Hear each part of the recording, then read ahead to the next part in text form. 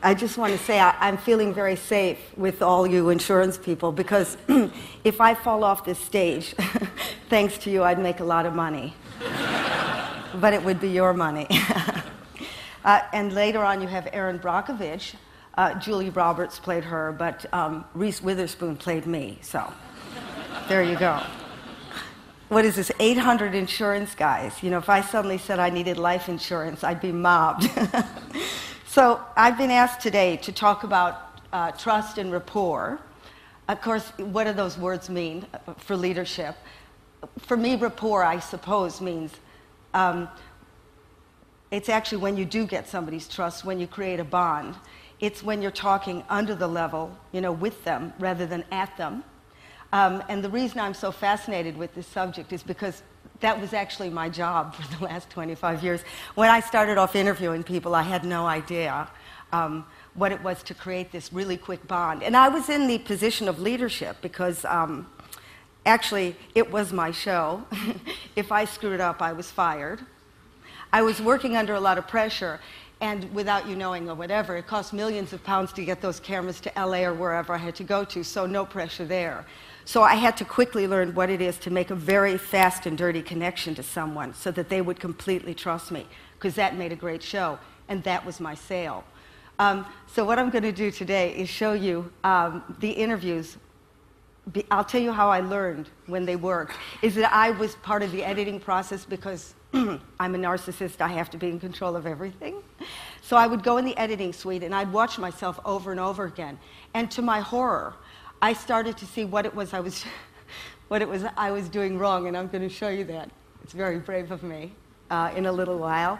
And I always thought in the beginning that when I was interviewing people, what was wrong with them? I thought, was everybody neurotic? Because whoever I interviewed, they were cowering in the corner, terrified of me. And I would think, what? I'm adorable. I don't understand. I'm a really charming human being. What's wrong with this person? And gradually, when I started to deconstruct that interview, I could see that I was totally in the frame of mind to make this interview work. I wasn't focusing on them at all. It was just like the front of a Mercedes was coming at them. There was no connection in my eyes. And actually, I could hear under my words, when I start to freeze up, I start to get very aggressive. And then I start to stumble on my words. So I really had to learn what it was that made an interview work very quickly. So what I'm going to do is I'm going to show you some of my successes first. And then later on, when I feel you trust me and love me, I'm going to show you when I really, really blew it and felt disgusting for weeks.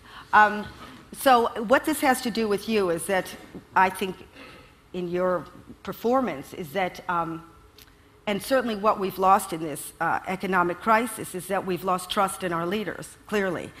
You know, I grew up in a time when I went to school, you always thought the biggest brain would win. You know, the guy who was the most academic would be the leader and he would know everything.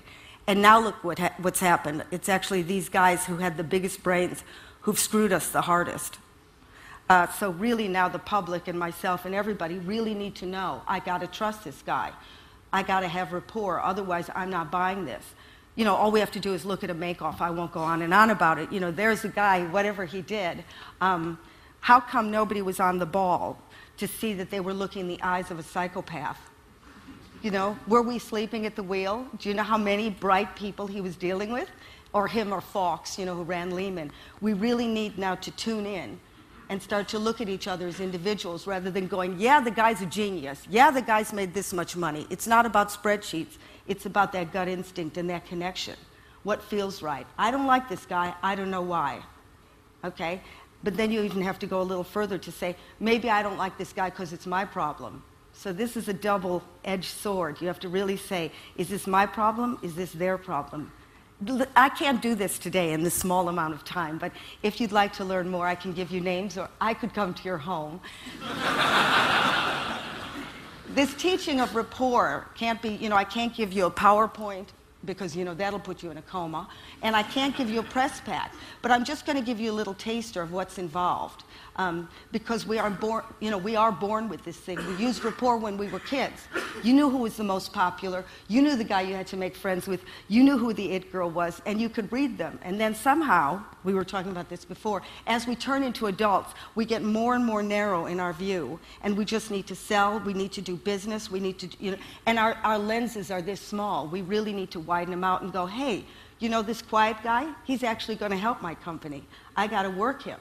Or I meet somebody when I'm interviewing, I think, I can't stand you, but if I work it and work it, I see where he's coming from, and I can bring out the best in him. Or when I blow it, the worst.